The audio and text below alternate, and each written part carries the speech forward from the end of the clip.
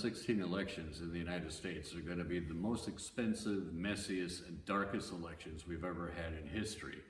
This comes on the heels of a number of decades of good improvements in our campaign finance laws. After corporations and wealthy industrialists were able to buy our president and buy our Congress back in the 1800s, known as the robber baron days, the United States gradually through the decades toughened the campaign finance laws, and it evolved into a good system. In 1907, we banned corporate financing of elections. In the 1970s, following the Watergate scandals, we set up strict contribution limits for everyone to candidates, parties, and PACs. In the 2000s, following the lack of disclosure we had set up, we passed the McCain-Feingold law that set up an excellent system of full disclosure of where this money is coming from. So we had evolved into a pretty decent system of regulation and transparency of money in politics.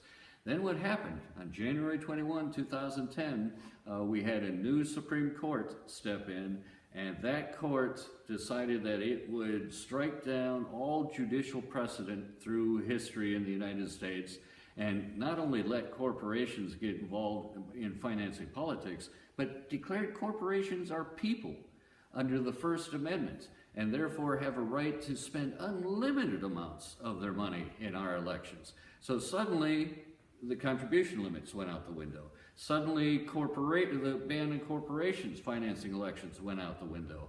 And then a worse consequence even happened, and that is corporations realized, they figured out a way of trying to finance our elections without disclosing that they are the source of the funding of our campaigns.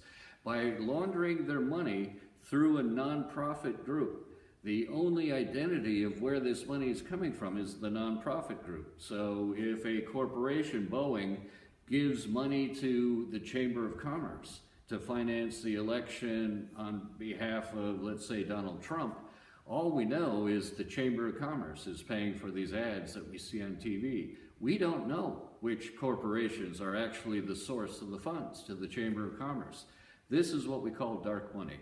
So not only have we seen since 2010 the invalidation of contribution limits, the invalidation of the corporate ban on elections, on financing elections, we now don't know where much of this money is coming from. The U.S. has returned all the way back to the robber baron days. However, there is hope. The 2016 elections are coming up, and public opinion polls show that 80% of Americans across the country, Republicans, Democrats, and independents alike, abhor the Citizens United decision and want to see reasonable limits on money in politics and full transparency of money in politics. If that public opinion gets translated into votes in 2016, we may very well see some big fundamental changes and a return back to reasonable regulation of money in politics.